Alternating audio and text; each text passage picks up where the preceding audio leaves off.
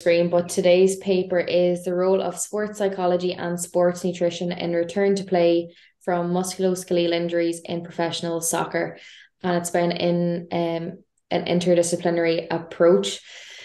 So I suppose for us working with team sports or any field-based sports, musculoskeletal injuries are quite prevalent. And what they are is injuries in muscle, bone, ligaments, and tendons, which typically happen in the lower body, with acute hamstring injuries being reported to be the most prevalent.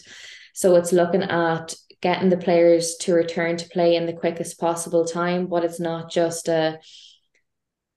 not led by the doctor or physio. That sports psychology and nutrition plays a massive role in getting them to get back in psychologically, but also in the best physical position that they can. Um, I think just to say it's probably an emerging field, and I think it's probably something that's been neglected. And we as a team, we've really recognized the potential benefit. well, if we talk about the psychological impact of it, a lot of players can catastrophize how they're feeling. Are they ever going to get back? Is that them kind of finished with, even if is it their season? Um, And even from a nutrition point, a lot of them can reduce the amount of calories consumed because they're not maybe expending as much energy, but at that time that their energy needs can actually be increased. Um, and there was some good data within the paper showing that even a Premier League player for a ruptured ACL from when he was training was taking it, consuming around 3,200 calories, but during uh, the acute injury phase actually needed 3,500 calories. And within that time, the large reduction in carbohydrates, total calories, resulted in a substantial loss of lean body mass of 5.8 kilos, which can take 8+ weeks to regain. Yeah. It just shows that the acute injury phase or throughout injury, nutrition plays a massive role in maintaining your lean mass, but also keeping you well conditioned. So when you get back onto the field, that it's not a plus another 8 weeks to get you back to where you were when you Hmm. when you got injured. I think there's a lot of things to. I don't like using this phrase unpack, but there's a good bit in all that. Why would you need more calories when you get injured? Can you explain that for people? So when you get injured, obviously there's the acute inflammatory phase. So your body needs the extra energy for the to just start with that building and remodeling process of the injured area. So there's lots of things going on, lots more blood flow to the area than what your body is previously used to. So it's gone into shock, and it needs the extra energy to the building and repair and remodeling, all that kind of stuff. Yeah, trauma causes major stress responses. And I mean, it was something that really shocked me to see that increase in metabolic output as a result of the trauma from an injury. You mentioned catastrophizing things. I think that's really important to touch on because it can have a big impact if your head gets too far ahead. If you start predicting or presuming things that could potentially happen or things that your head starts to spiral, it can have a big impact on how you feel and where your head is at. Yeah. So even I've hurt my back. And even for me, it's like, when am I going to get back training? Will I get back training? How long am I going to be off for? And then even some of the good points that was talked about nutritionally wise is people become, or there's some maladaptive eating behaviors from body dissatisfaction. You can lose some lean mass because you're not doing the things that you love as well, that even you can modify your nutritional intake, so reduction of calories. People can control their food a little bit more because maybe they have more time to focus on certain areas when it was training and Mm. all the other things came into play to support that. I think it's worth mentioning as well. Like we were having a chat earlier about the psychology and how people can make you feel. So if you came on here and Aoife and Gemma said, "Ah, you'd be grand. You get on with it. What are you complaining about?" Which they are. they are likely to do. But Gemma or Aoife, and myself, we if we say we're genuinely sorry that has happened, it's really tough. It is. It's really tough. And we talked through, well, what are the things that you can do even today? What are the little things that you can do today to gain a little bit of control over how you're feeling? Yeah, I think it's really hard to, you can put all these points across at the very start. If you're left to your own devices, it's very hard to have like a logical or make rational decisions when emotions are high and you're not able to think that you're not able to put a plan in place for yourself because you just can't when emotions are like that. So having appropriate support around you is going to be really important to like things like setting appropriate goals outside of you can't train now, so what can we focus on is going to be really important. And I think that takes a good support system to come up with that together.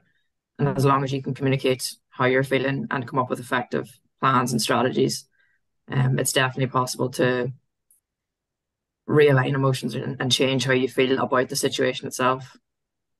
Because very often people who don't have access to that support, or maybe don't have that kind of thought process, they simply do nothing.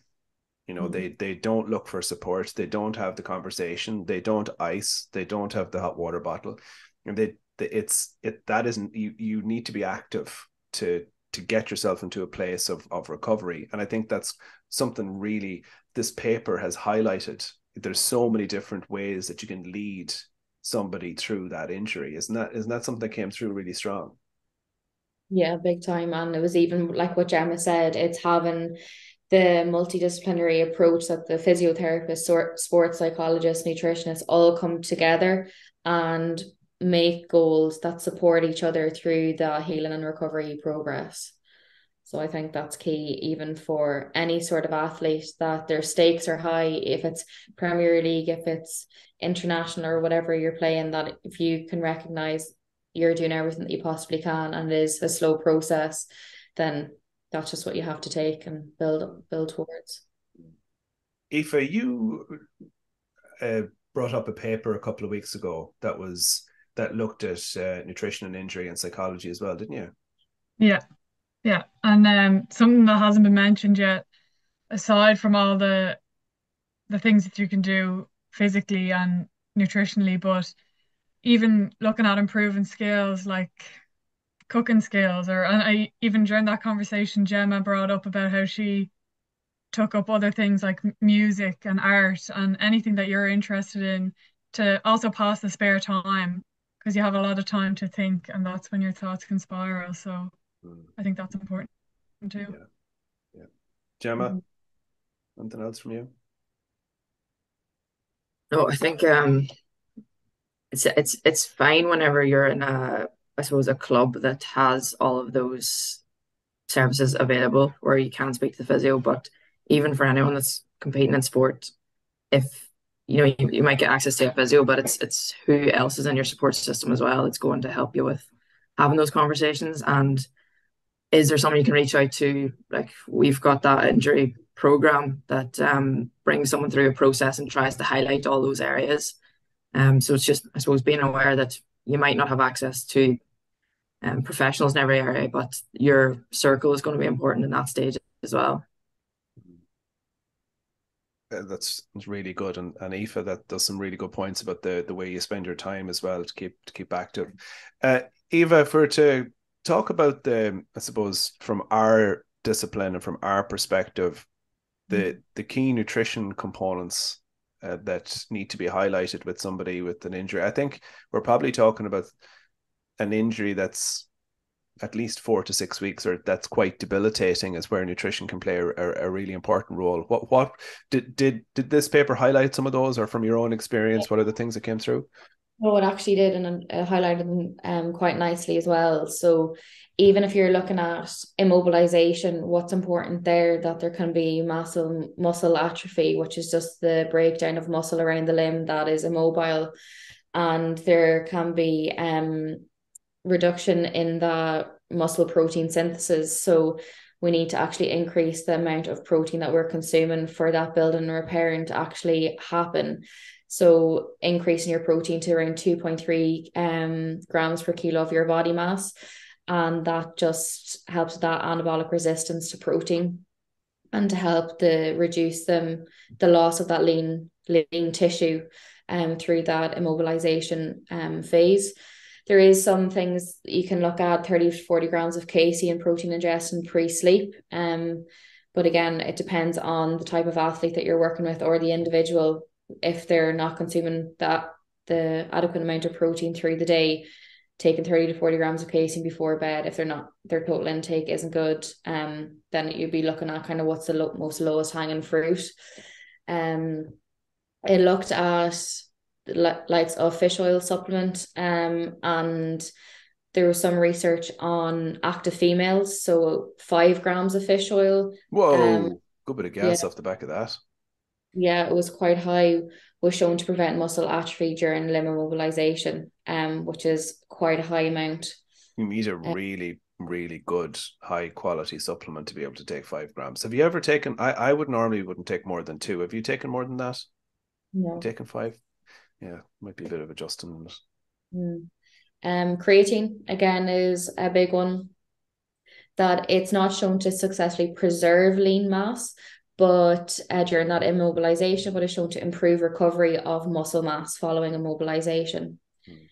So again, it's important one that athletes are taking the supplements when they're training, but then when they're not, they might feel that they don't need it because they're not doing the type of exercise. So again, it's important to continue with those supplements. And even there was 1 or 2 lads re-injured that I'm working with currently, and it's just checking in with, are they slacking on the things that they've been doing consistently during the high performance phase. So creatine again is another important one, and low vitamin D concentrations have been shown to attenuate muscle regeneration both in vitro and in vivo. So again, another one that people can slack off on. You're going to have to explain what that is. In the muscle, outside the muscle. So yeah, okay, very good. So we've got a good balance there, I suppose, between the multidisciplinary side of things and how important it is to collaborate around it. There's the nutritional components, there's the acute phase. Something that you mentioned or that you've touched on that I think is worth talking about, because I've experienced it quite a bit with lots of different injured athletes, is the attitudes towards calories and energy when you're injured. Do you want to talk about that, Eva? Yes. So if you think about someone that is maybe in season and they're training maybe 2 or 3 times a week with a match on the weekend, their focus is very much on making sure they're getting enough calories, carbohydrates, protein to support their training and recovery. But then when that's totally whipped out from their week, there's probably not as much attention, or they don't feel they need to focus on it as much because the pressure or the eyes aren't really looking at you as much. But again, like we talked about, that time is extremely important to maybe increase your calories, making sure that you're actually increasing your protein. Your carbohydrates might come down, but again, it's not reducing them that you're going to be losing some lean mass. They might think, okay, this is a perfect time for me to get shredded or improve body composition, when the real focus is just get you through the initial stages of injury, and then maybe later on we can look at, okay, let's try to improve your lean body mass if that's something that you can focus on if they're going actually into the off season. One of the ones that they did look at they split it up into 2 different types of injury phase, which was functional recovery, and then I think it was acute recovery. So the functional recovery is when they're maybe doing that straight line running back on the pitch, but not actually back into play. And body composition was one that was mentioned, and more that it was goal setting process than regular assessment of fat. And that's just to make sure that they're maintaining their lean mass, and it can be a valuable tool for the return to play process. But it's not, again, for them to be hyper focused on just body composition, but it was a good way for them to set goals and making sure that they achieve that.